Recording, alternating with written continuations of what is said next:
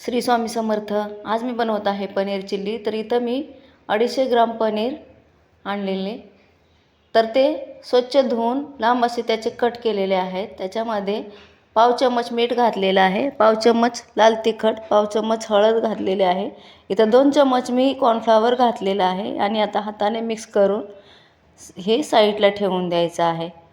तर एका कढईमध्ये मी 2 चम्मच तेल गरम करण्यासाठी घातलेलं आहे आणि पनीर आपले जे मसाले लावून ठेवले होते ते आता ह्याच्यामध्ये फ्राय करून घ्यायचे आहे।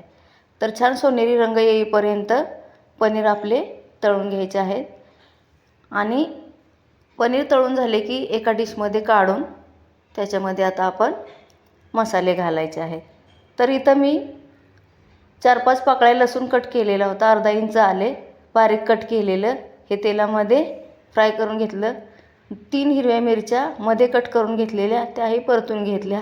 1 शिमला मिर्च लांब अशी कट करून घेतलेली, 1 कांदा तेही फ्राय करून घेतलं। 1 चम्मच इथं रेड चिली सॉस, पाव चम्मच काळे मिरीपूड आणि 2 चम्मच कॉर्नफ्लॉवर स्लरी घालून मिक्स करून घेतलं।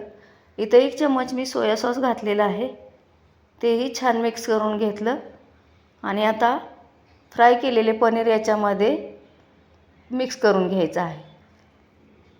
तर आता हे छान मिक्स करून झालेलं आहे।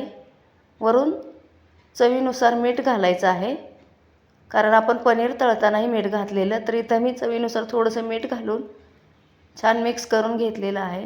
तर तयार झालेली आहे आपली पनीर चिल्ली। गरम गरम सर्व करूया। व्हिडिओ आवडल्यास नक्की लाईक, शेअर, सबस्क्राईब करा आणि कमेंट बॉक्समध्ये लिहायला विसरू नका। धन्यवाद।